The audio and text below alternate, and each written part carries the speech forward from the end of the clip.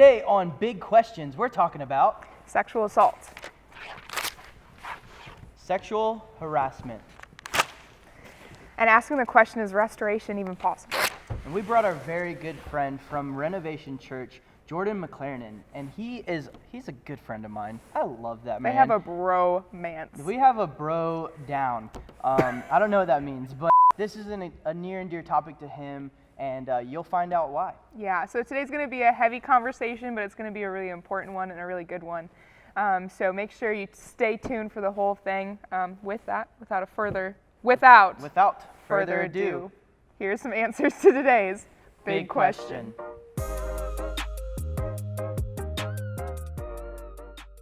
But we're here with Jordan. We're so excited that he's here with us.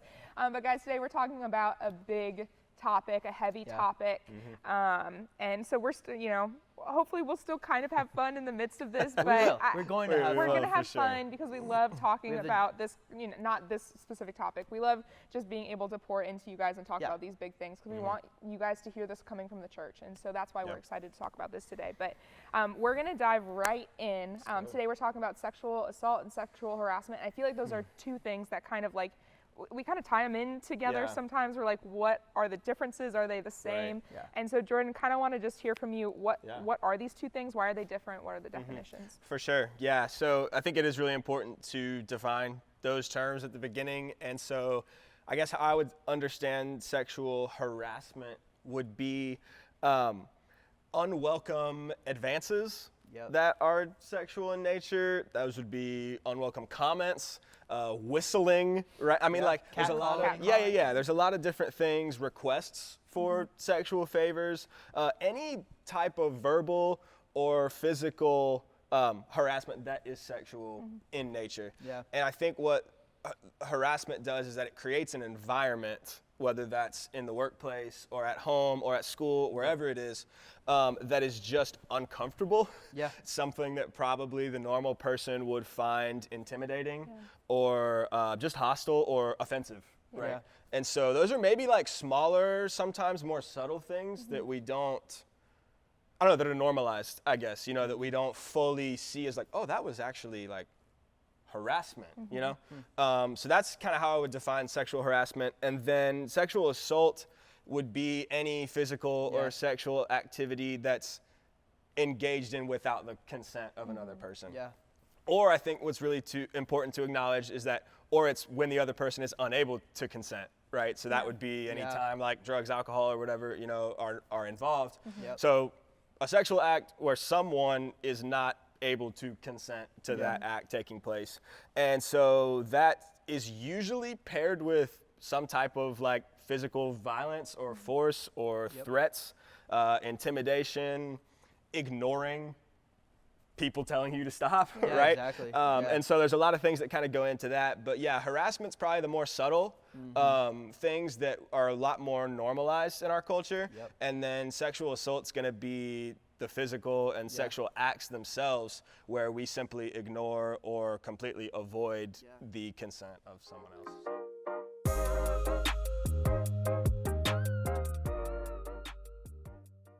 So getting into it though, like what do you believe is the root sin issue? Like let's call it out. Yeah. Is it anger? Is it lust? Is it pride? Like what are those things that you think that really cause this action to take place? Yeah.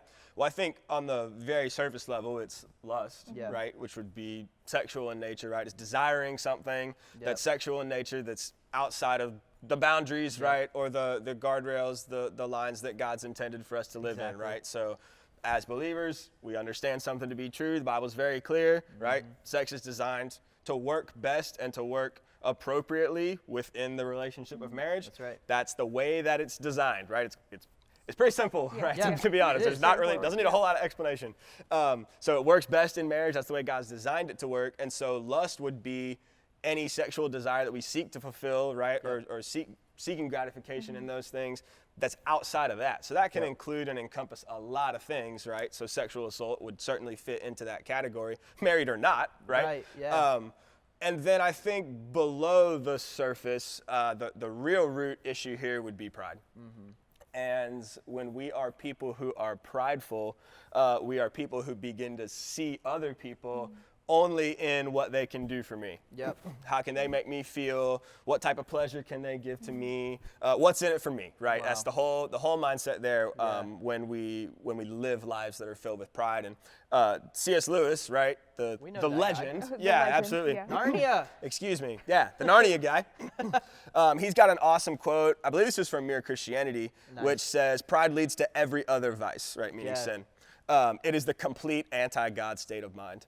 And when I read that, I was like, wow, that's powerful right there. Again, it's very simple. It's very clear. It doesn't need a lot of explaining. Yes, it's lust, but really what it comes down to is it's pride. Yeah. It's that I should get my way, and you should not get your way, and you should not get your way. You know, we've done 3 of these. This is the 3rd one that we're doing, and the word pride It's has always come up. it's always every pride. single Right. one. That's what it is. Yeah. And that's why I say pride is the downfall of man. Like, that's the key. Yeah, absolutely. Why did Lucifer fall from heaven? Yeah, Pride. absolutely, Pride. Yeah. for sure. He's the ruler of all lies, and absolutely. No, so I think the last thing I was just going to say is that pride sets us on a path to seek power and control, right? And I know we're going to talk a lot more, but those are going to be, I'm assuming, recurring kind of themes and things that we talk about in the conversation of sexual harassment and assault is people looking for power and people looking for control. Yep. And when we are prideful, we desire to control others. We desire to have power and exercise power over other people. And really, we see us as better than them. And so we should get what we want. And so, I think that's the root sin is pride. It's, it's that simple. Yep. Yeah. Cool. That's really good. Yeah, and this is, I think, a perfect time to bring this up. Yeah. We're going to link this book in the show notes. It's called Rid My Disgrace, Hope and Healing for Victims of Sexual Assault. And in this book, they kind of talk about, to what you were saying, Jordan, that mostly behind sexual assault is not even necessarily like lust or like a sexual desire, but it's more about violence. It's more about dominance. It's more about pride and being able to display that. And so, I totally agree with that bottom line. Yeah. But we'll link that in the show notes. Read it if you're interested in this topic.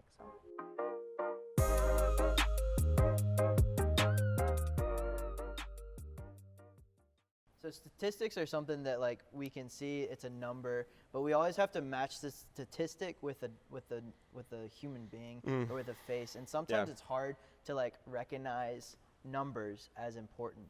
But when you recognize them as a person, then it becomes more real. And you spent some time researching and studying some statistics about this. What did you find? Yeah, just a little bit. So a few things that I thought would be helpful just to understand, kind of getting into the conversation. The first one is that the statistic is that on average, there are just over 430,000 victims of sexual assault each year in the United States. Just in the United States. So that's crazy. Over 430,000 each year in the United States. That's the population of Wilmington, I think.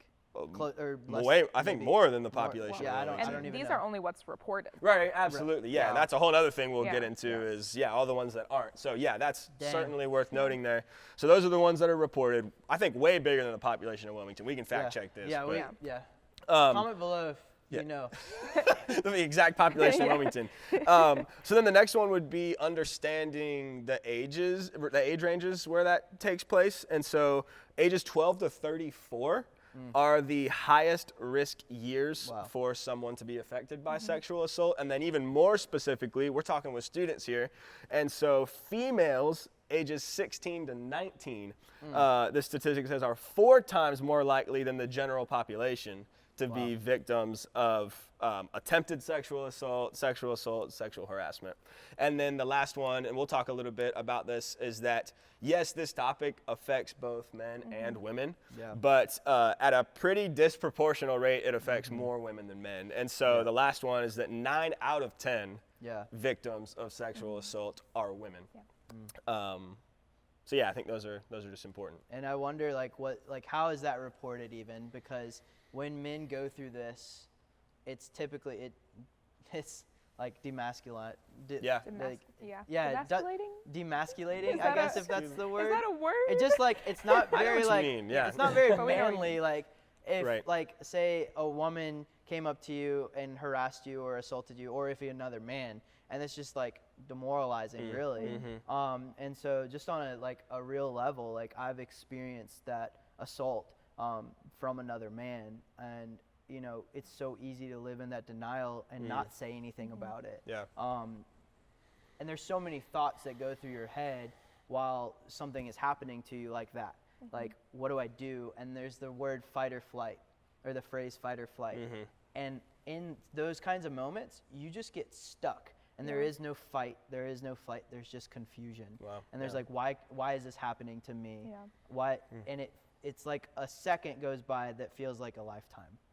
And so just like wanting to be real, these things we all have experienced or know someone really close to us that has experienced this. And that's why we're talking about this topic today. And we noticed that like churches aren't talking about it that often. Yeah. And so I wanted to know, like, what is your, relation to this topic? Yeah.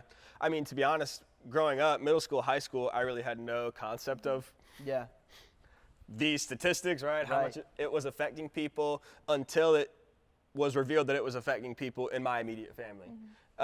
So I have people very close to me within my very inner circle in my family and my extended family that sexual assault has directly impacted, that they have been victims themselves.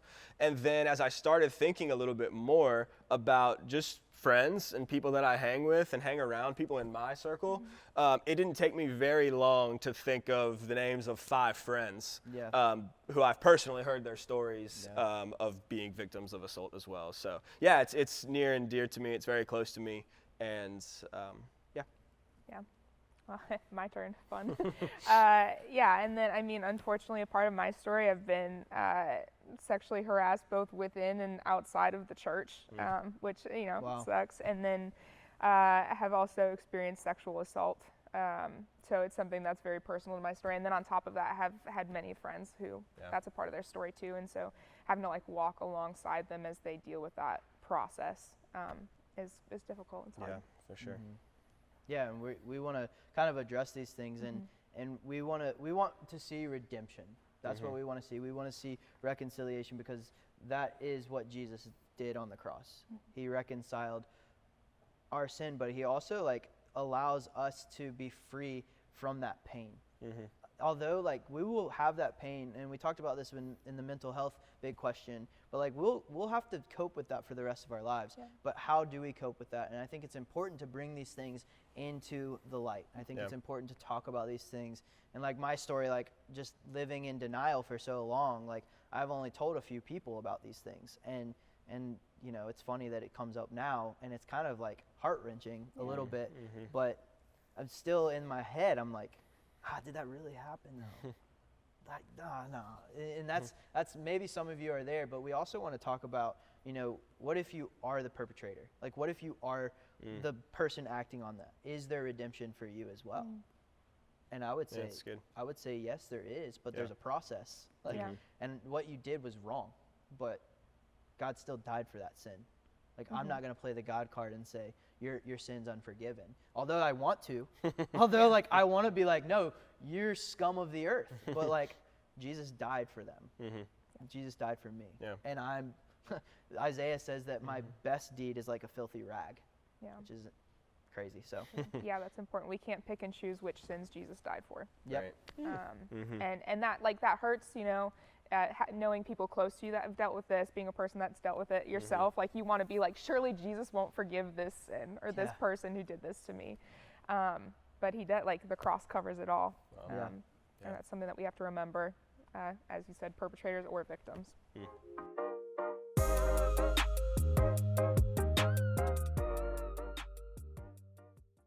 Okay, so there's kind of this cultural tension within this topic. And I think the question that we formulated to try to encapsulate this tension within our culture is this right here. How do we deal with the tension between the mentality of I'm a woman, I can wear whatever I want, and the other mentality on the other side of she was asking for it based on what she was wearing? How do we, when it comes to sexual harassment, sexual assault, deal with these two different mindsets? Wow. This is for me. This is for me to answer. This is crazy. You're going to have to jump in. Yeah, okay. I want to know your perspective. Well, maybe I can talk, and before as I'm saying something, then you jump in. I'll jump in. Yeah, you said it kind of straight. Yeah. This is cool. Yeah. This is great. I know. This is awesome. Really I love it. So here's some of my thoughts. Okay. First thought up front is I think there's pressure on both sides, men and women, that come from culture, specifically in relation to sex. And so some of those pressures would be, I assume for women, would be, this is the image of beauty, right? Supermodel, whatever, porn star, whatever it is. And you have to achieve this and get to this at all costs, right? So you got to do whatever it takes to get there, through wearing whatever you want, doing whatever you want, right? This is what you got to get to. This is the mark of perfection. You got to look like this.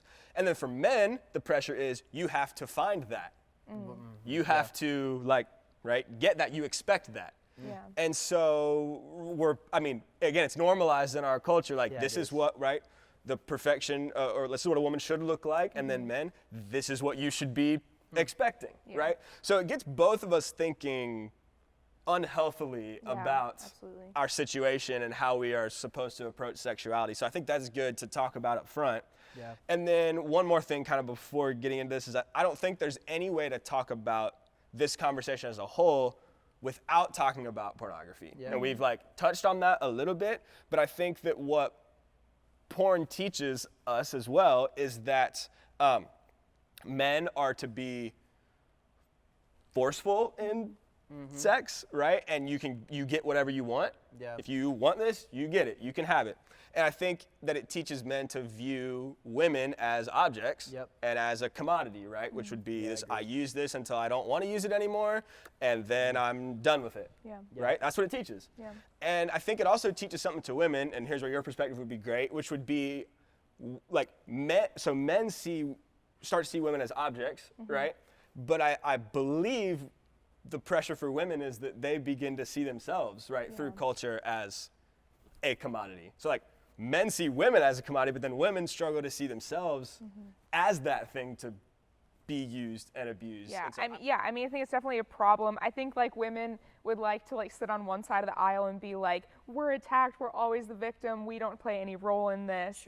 But I think that lacks wisdom. We do have to see that culture is constantly pouring at you guys this is what you should desire, this is what women should look like. And so I mean that's a real struggle for men. And I think as women we need to understand that and kind of even take a little bit of, I feel like I'm going to get comments about this, but take responsibility. Come on. Let them have it, We're going to go, and we're talking about this. Nobody else is talking about it. Exactly, so I'm just going to trust the Lord in what I'm about to say. Yeah, go for it. But this is going to sound harsh, and then I'm going to kind of maybe go into it a little bit more. But as women, I think we need to learn to understand and take a little bit more responsibility for ourselves when it comes to understanding God's design and how God has designed men to think and operate and filter through things in the world. And so that kind of leads into what I'm going to say, because I'm sure a feminist mindset watching this is how dare you, right? How dare you tell me I have to take responsibility for a man's mindset in this? But we have to realize from a biblical perspective, God has created man one way and God has created woman one way to think in one way, to view the world through one lens. And so when it comes to this topic of I'm a woman, I can wear whatever I want, I think that really comes from a really selfish mentality. Yes, it's your body and you should be confident in it. God has created you and designed you to be, beautiful. And I don't mean that in a cliche way. I think, really God has created women in a really beautiful way. And you should be confident in that. But your identity should not be in your physicality. It shouldn't be in your outward beauty, and that's something that the Bible tells us over and over again. Your beauty should be found in your identity that's in Christ. And so for a woman to say well, I find my beauty and my identity in the way that I dress, I think is a really faulty way of thinking if you're a Christian female.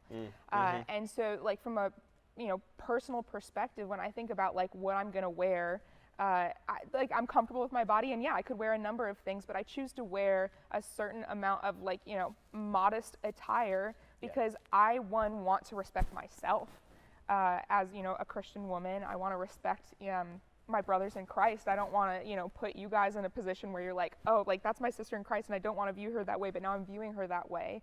And so I think it really comes down to are you going to view yourself in this cultural debate through a lens of selfishness and pride, or are you going to view this through a biblical lens of understanding where your identity is at and how you should carry yourself as a female or as a male?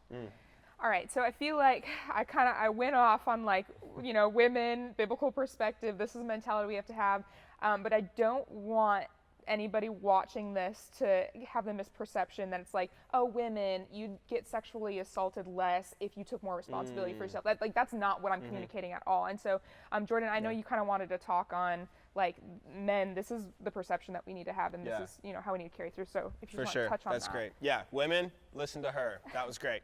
And that's super important because I think that if we're not careful, the perception can be, oh, all the responsibilities on the women for what you dress, and you provoke these thoughts, and then he just did something that was just out of his control, right? Because that's a bad way to think about that and to view that. It puts no responsibility on the men, and it puts a lot of responsibility on the women. So a few things to kind of talk with the men. It doesn't really matter what she's wearing. She could be wearing a lot of clothes, not a lot of clothes. It doesn't really matter. None of that gives you the right or responsibility to take advantage of a woman. Yep. That's like, period, like end of, kind of discussion on that. And I think a few questions that are really important to think about if you're a guy who's dating, who's looking to get married, who's single, who's maybe looking to date or, have a relationship in the future, would be, the first one is understanding love versus lust. Because love is a choice that we make every single day, to love you when I don't feel like loving you, to try to bring the best out in you, to honor you, to guide you, to protect, like all of those things, to love you as Jesus would love us, versus lust, which is I'm just controlled by my feelings and my desires. And when they get out of control, I'm basically like a animal, at this point. And so like we're not animals. No. We're more than that, right? And so we love, we don't lust. And so the next thing would be leading in a relationship versus forcing in a relationship. And a lot of men don't know how to lead. Yeah. And so when I don't know how to lead and help you, guide you along, I just force. Because you're not doing what I want you to do, and I don't know how to lead you to that place, and so I'm just gonna make you do what I want you to do, right? And so that's not the way Jesus leads us. He doesn't force us, and love never forces, it always leads in an honoring way. And so leadership is never forced. And then the last one would be understanding being a man as a protector versus a possessor.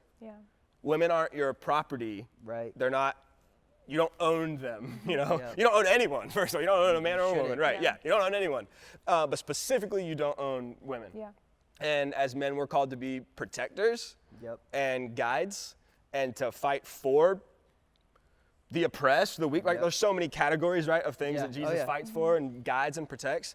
And the women and people that we are in relationship certainly fall into that. And so if we view people as possessions, that's when we start to mistreat, abuse, throw them out when they don't, fulfill our desires or wants anymore. And so we got to have a view of being a man as someone who loves, as someone who protects, and then as someone who leads rather than forces. So. Yeah, for sure. And I think like put down pornography, like just first and foremost, like if you haven't picked it up, don't ever, like. Right. But I'm trying to think of how to say it. So what pornography does is that it fuels and like indulgence, right? And so we have this appetite, right? And then that appetite, that sexual appetite grows as like the more we feed it, right? And so I get into it, I feel, this is kind of cool, right? It fulfills me for the moment.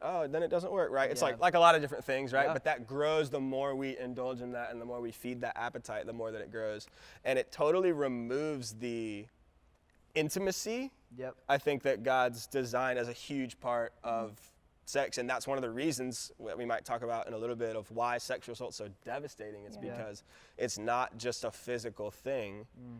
It's all encompassing, it's holistic, it's spiritual, it's mental, it's emotional, right? There's so many things that go into it. It's very intimate. It is like to be known by someone and to know someone, and that is totally removed in pornography. Yeah, it is. And I think another like just practical thing is to, when your bros are hanging out and you're talking about women as this numerical value, like she's a 10, stop that. Like put an end to that. There's no reason for that. That actually does not like show that she is made from the image of God, an image bearer. That's not beautiful. Like when you put a scale and you have a scale, and I catch myself doing that all the time. I think I even texted you yesterday about something that was like 10 out of 10. 10 out of 10. But like stop, just like stop, like And when you're with your bros and you're doing that, like you're allowing that to be in your head, and you're constantly numbing yourself, and you're saying it's okay. But as a Christian male, the one who says, I love Jesus and I follow Jesus. If you have, I'm a follower of Jesus on your Instagram, then you better be stopping that conversation and saying, hey man, no, we need to honor her. And you might get made fun of it. Who cares? At least God sees those things and he blesses those things. I think about Ephesians 5 where it tells husbands, which I know not everyone's a husband. Not all men are husbands, but we seek after that one day. And it says that you should love your bride as Christ loved the church. And if that just could be in a mindset even of an unmarried man, of just like all females, like the respect that a man would have for a woman, regardless of what they're wearing. They would not see them for their sexuality, but they would see them as a sister in Christ. Whether they're a Christ follower or not, they're just, I honor that person and I respect that person. I think men need to do that more often, and I think men need to teach younger men to do that. And then I think about Romans 12:10, where it says, outdo one another in brotherly love. That friendship love. Like if I'm loving you so well, like and I'm serving you, and I have that mindset for all people, I think things would start to change a little bit. Well, and even viewing people in the Imago Dei, or before, for all of those who aren't biblical scholars, like that, God has created us in his image. We are all image bearers. Men are not more of an image bearer. Women are not more of an image bearer. And so if you really believe in the Imago Dei, you really believe that everyone's been created in God's image, you're going to treat them that way, whether they're wearing something scandalous or not.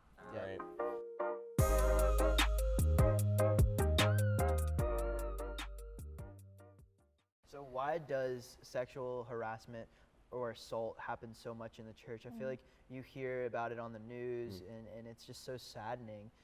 What are some things that you think, like, why it continues to happen? A few things. As I was thinking about this question, I was thinking about pastors and leaders. The position of a pastor, right, or a shepherd, or a leader, is a position of authority. It's a position of influence. It's a position of power, right?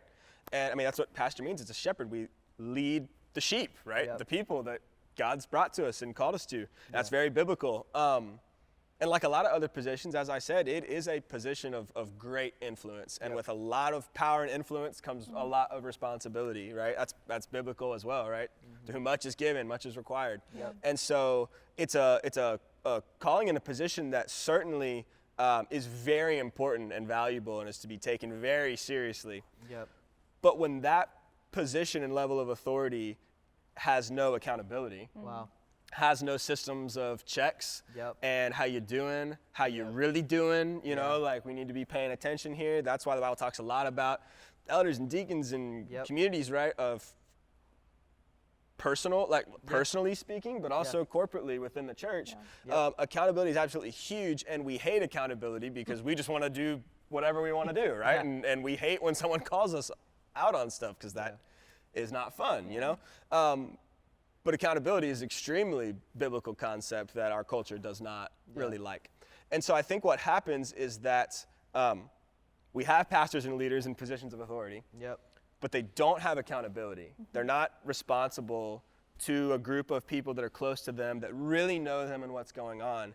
And so what happens when you are a person who is in a position of authority, who has no accountability? That's a huge red flag. That's a huge warning. That's a huge that's just a recipe for disaster. That's where stuff can start to go to a place we don't want it to go. And so without accountability as leaders, unhealthy desire becomes a reality, and it becomes manifest in our relationships and and outward actions that happen. We're all going to say things that we regret. We're all going to do things that we regret. But it's how we move past that moment in that accountability is so crucial. And so I think inside of a church staff process, I think that accountability is so important. And when a female comes to somebody and says, I feel threatened, or I feel like there has been harassment and nothing's done about it, you're part of the problem. Like, you're part of the issue with not solving that or not addressing those things publicly or in private, because you're supposed to go to your brother alone, and then you're supposed to go, if that doesn't work, go with another brother, and if that doesn't work, then go and talk about it with the whole church. And that accountability needs to be there.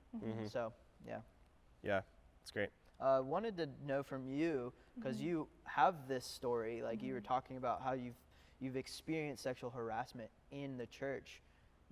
What did that look like? And then what was the redemption process for you, and how did you overcome that? And what was done with the church? Like, what did they do to help in that? Like, how did they help resolve that? Was it ever resolved? Yeah.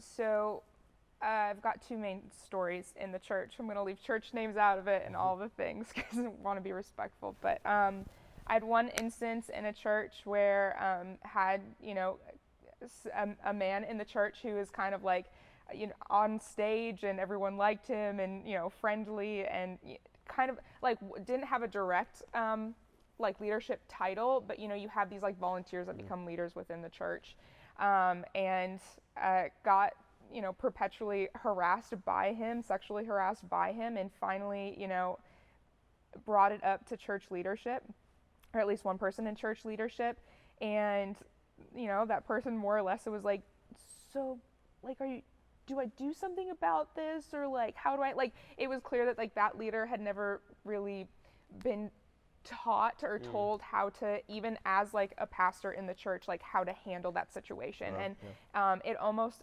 felt like, well, but he's someone who's on stage. I don't know, is this really something that you want us to fix? Like, is it? And so I felt like it was to a place where, I had to stop doing certain things within the church where that, the person that harassed me was going to be. And like when that person was, there on a Sunday morning, I like ran out of the service, so I didn't have to like talk to them or didn't have to make eye contact with them. And so it created a space for me within the church where I didn't feel like that leadership was for me. It felt like there was a culture within that church that wasn't going to fight for me because of, the person harassing me was in like a higher up position as a volunteer, and just can make Sunday mornings feel unsafe and make it feel like the family of that church was an unsafe place. So that was kind of one story for me. And then in another church, I was, sexually harassed by another person, and I think I was at a place where I'm like, I've been through this rodeo before. The church doesn't do anything about it. This is like, if I'm going to keep going to this church, this is just what it's going to be. And at the time, I was an intern at that church, and we were having like a church like meeting with just like the female interns, and I had kind of alluded to this harassment that had happened, just processing it, not thinking that anything was going to happen from it. And that female staff member who heard that instantly, she was like, that's not acceptable. We don't do that in this church. She took it like, and granted, like I was very flustered in this process because I'm over here thinking like, no, churches don't handle this. I'm just saying this to process this. But she was like, nope, this is unacceptable. Took it to the head pastor right away. And, I was a little really intimidated by that process because like there's shame for someone, like when you've been harassed or you've been assaulted, and then all of a sudden now all of these church leaders know about it. Like that is also like a really shameful, like weird place to be in, even though you didn't do anything, like something was done to you. But then I ended up having to like talk to these pastors, and the pastors were like, do you want to press charges? How do we do this? How do we go about this? And I was really thankful at the end of the day that they were willing to walk through that process with me and really willing to point out like, hey, this is not in God's design. That shouldn't have happened to you. That person in our church shouldn't have done that or said that to you, and we're going to take it really seriously. But that church also, and this is, kind of turning into the restoration part of this, realized that even though what that guy did to me was wrong, that guy was still loved by Christ, and the cross still covered that sin. And so they weren't going to just kick him out of the church, which I think was my original like anger and gut reaction of like, just get rid of him. He's too much of a sinner. I'm going to feel more safe if he's not here. And they weren't willing to take that approach, which I had to process. I was angry with them for a while about that, but they really worked to see him restored, to counsel him, make sure that he was getting help, making sure he understood why the way that he talked to women wasn't okay, why what he said to me wasn't okay.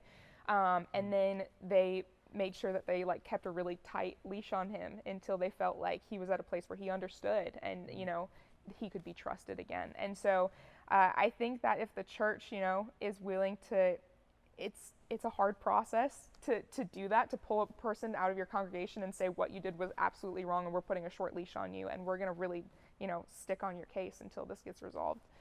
That's a hard thing, I think, for church leadership to do, because it's not something that any of us really want to address, unfortunately, but they did that. And in doing that, even though I didn't understand the process, their heart was for restoration for both of us. And that was a really beautiful thing.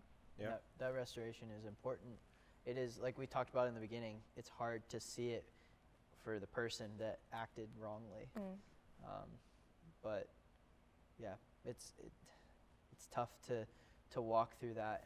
And so what was it like for you personally, though, like to overcome? You kind of talked about it a little bit, but like that's something that you'll always carry with you for the rest of your life. And you talked about there was a moment of assault and harassment. What do you do? How do you cope with that? Do you talk to somebody? Do you go to authorities? Like, what's the first thing? If you're in denial, like, how do you overcome those things? Like, how are you restored? Yeah.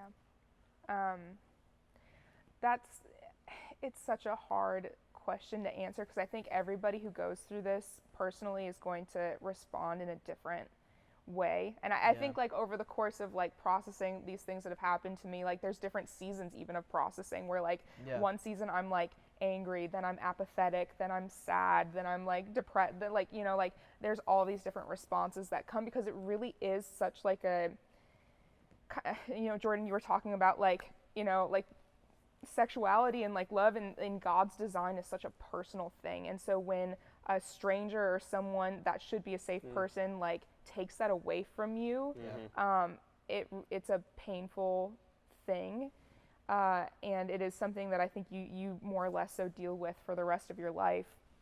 But I think the reason I'm able to kind of talk about it a little bit more now is because I've been able to, go to God in prayer. I've talked to mentors and close people about it. I've been, I think when all of this like kind of first started happening to me, I wanted to be in denial, like, oh, I'm a woman. This is what happens to women in our culture. This is no big deal. This is what happens to college students. Like I kind of had these narratives in my mind of like, as a woman, this is what you have to deal with. And when I started talking about some of my experiences and I had mentors who were like, no, that's not supposed to be a part of the female experience. That's not what God has designed you for. What happened to you was wrong. That's when I was able to start healing. Like once you're able to identify that what happened to you was evil and wrong, then you're able to start going through those emotions and processing it and praying about it and seeing that even though you may not understand why God allowed those things to happen to you, like he's still a God of redemption and grace, and he's still working in that narrative. So I still don't have all the answers for it. I'm still healing. I'm still processing. And I think that process will continue throughout life. And, we pray that God would sweep that out of our mind one day. But if not, then we carry that. And I love what Hayden said last week. He talked about how, like, your past circumstances are a diving board to helping somebody else out. And so, like, I think that's just what we're doing right now is we're having these conversations. But I want to talk a little bit about the restoration for, those who are acting, like the reconciliation for those who are the evil doers. Like Christ still died for them. We talked about that, but can you speak into that a little bit more? Yeah, for sure. Is it okay if I say one or two things about just restoration in general? Restoration, so as someone who has not directly experienced sexual assault or been a victim, I have had a lot of learning to do as far as hearing people out and listening to them about their experiences, because I think the things that have never happened to us are very hard for us to understand. And sometimes we can just be like, oh no, like that probably didn't happen, you know? And if there's one thing that I've learned throughout listening to the people close to me and my family, and through listening to friends and hearing them out, is that so many people who have experienced this were so afraid to speak about it or tried to speak about it and were shut down. Maybe shut down multiple times, right? And so eventually, right, you get to this spot, if you're shut down about anything where you're like, okay, well, I just won't say anything at all, right? So to speak maybe directly to people who haven't experienced this, but someone probably in your lifetime is going to come to you with this at some point in time. And I would just encourage you not only to sit with them and hear them and to listen to them, but to take it a step further and to believe them. Because there is so much, so many assumptions and so many things that we just hear and we go, no, like they would never do that. You know, like, oh, no, she, or no, he, they would never do that. And that's like, our mind's made up, you know? No, like anyone who is not walking with Jesus, who seeks out their own desires, they are actually capable of that. You know, like they are capable of things that are not Jesus. Good. Yeah, absolutely, right. And so I wanted to make sure that that was clear throughout, is like hearing and believing people is of just of highest importance. And then one more quick word on the God we serve, who is a God of restoration and reconciliation.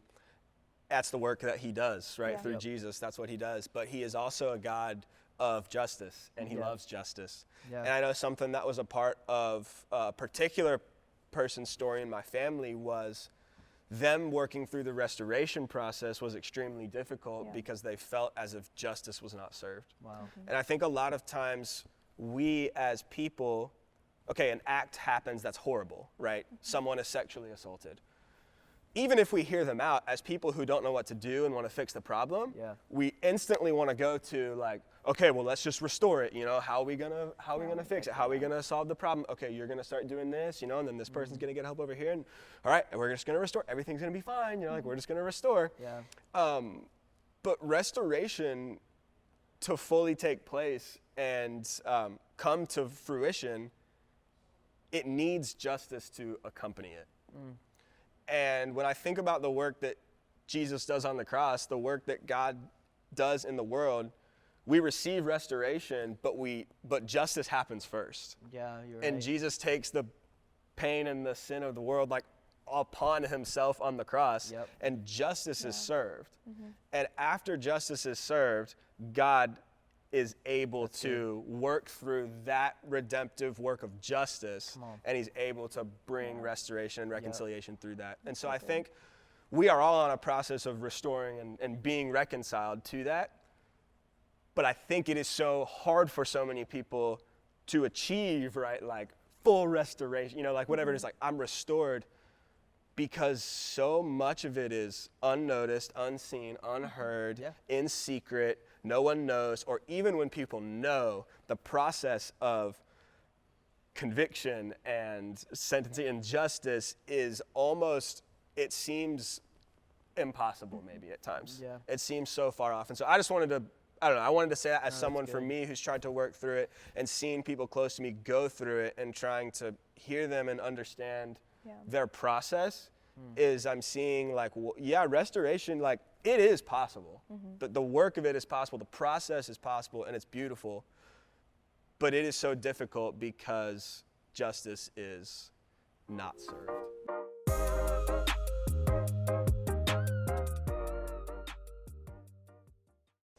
So we've been talking about this stuff, sexual harassment, sexual assault, and if you're going through this or you've gone through this, what do you do about it? Like, what is the step process on how to overcome it and see justification, like, and see like justice happen? Like, maybe you want to see that, but you know, what are some of the first things that you need to do, a student needs to do, or whoever's watching, to overcome these things. I mean, it's going to carry with you for the rest of your life, but like, if you're dealing with it, what's a step away from it?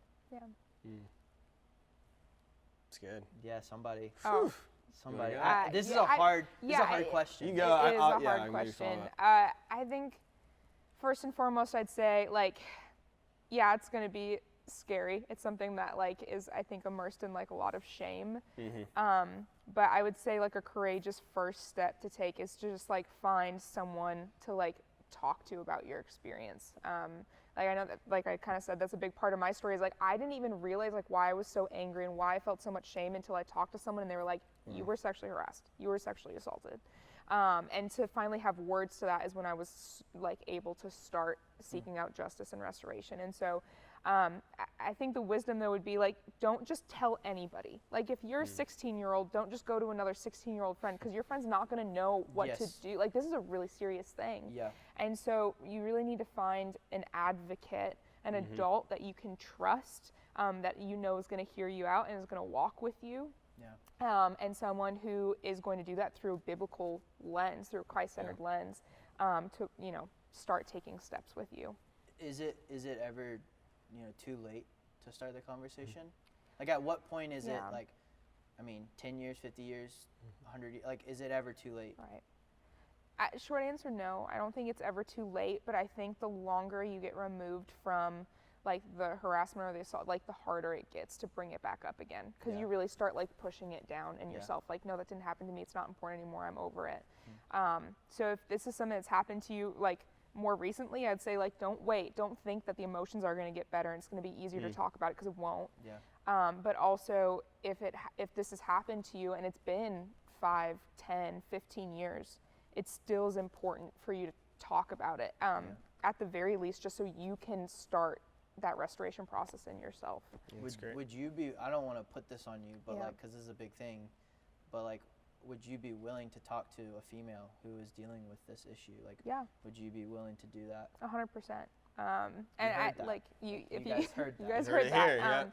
And that's something like, if the only reason that this stuff has happened to me so that I can be an advocate for one of you who's listening to this right now, then that's enough for me. Wow. And I'm willing to walk through that process with you guys. So. That's great. What you think, man? Yeah. Again, as someone who's not been directly affected by sexual assault,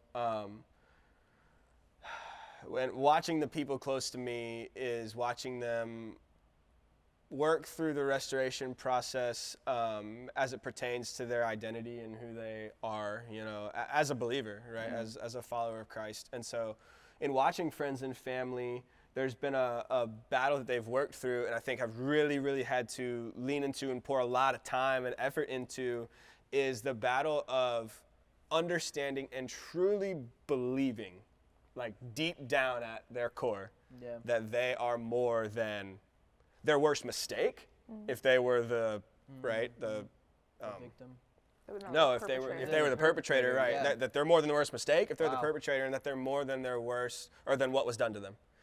If they are the victim. And that's like a nice thing to say, right? It's like, oh yeah, I can do that. I can work towards that, right? Yeah, that's great. But I can imagine that is incredibly difficult and challenging work.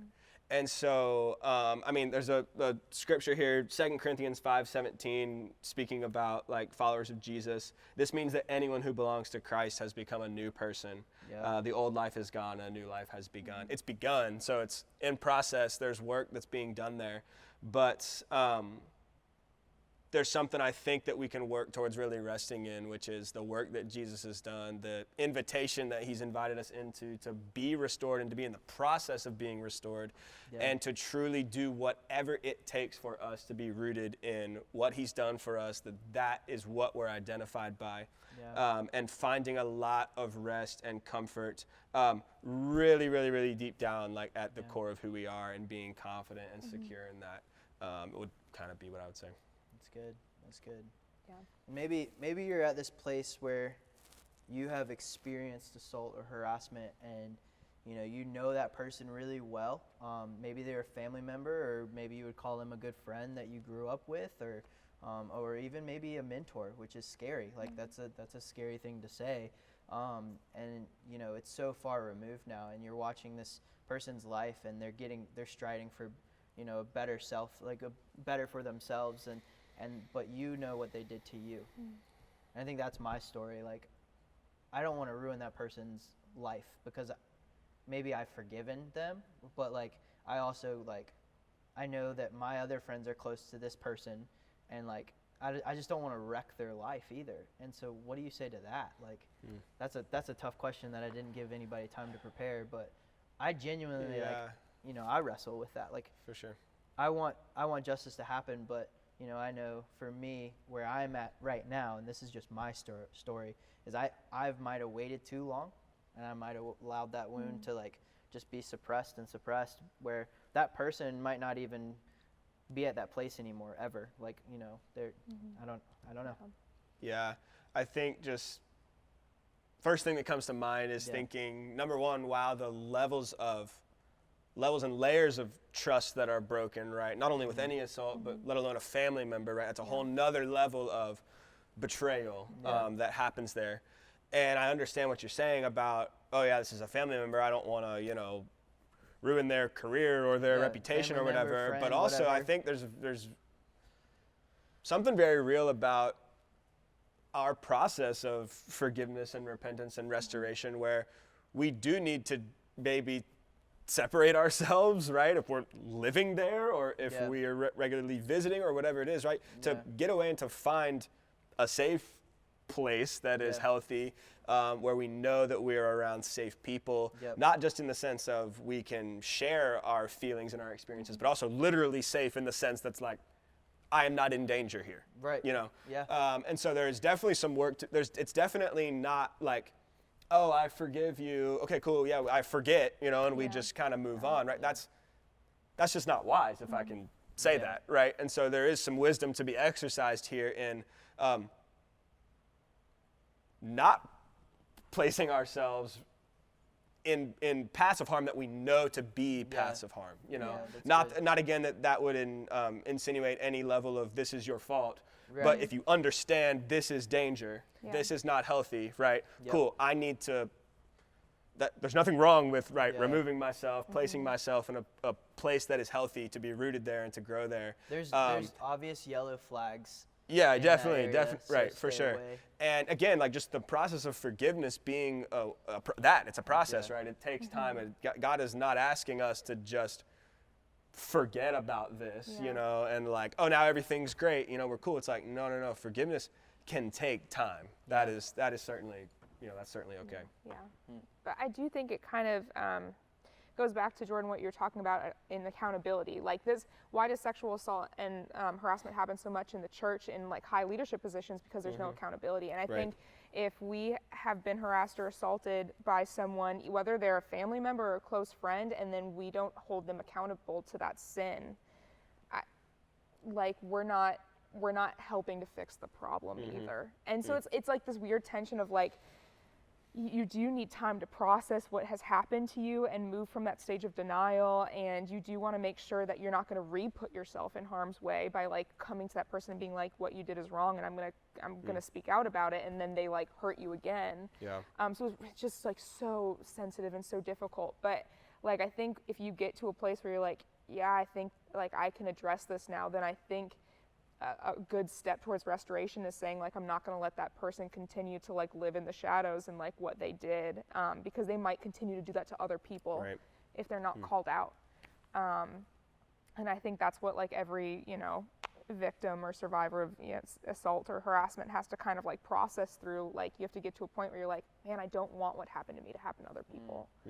And that's why it's so important to bring it to light and to address those people. Well, I want to let everybody know that obviously we could continue this conversation probably longer, because there's still a lot of things that we didn't cover today. And like, if you want to continue the conversation, I'm available. You know, if you want to keep talking, my email will be below. We'll drop a phone number underneath for you guys to text or call or whatever is easiest. Probably text number. But yeah, if you feel like you're in danger, if you feel like you're in a harmful environment, let us know. I want to know so that I can try to help you as best as I possibly can. And thank you so much for watching this. We appreciate you, and we'll be praying for you, for sure. Absolutely, yeah. And remember, you matter. You matter.